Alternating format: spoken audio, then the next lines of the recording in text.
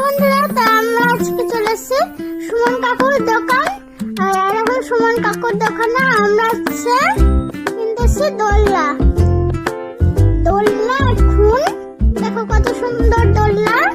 আচ্ছা, তোমাদের ভালো লাগলে দোলনাকে অবশ্যই কমেন্টে লাইক কমেন্ট শেয়ার করে দিবা। সুমন কাকুর দোকানে অনেক রকমের গোপাল রাধাকৃষ্ণ সবকিছুই আছে। আর হচ্ছে আমার অনেক পছন্দ হয়েছে। আমার বোনও বলেছে অনেক সুন্দর। তারপর হচ্ছে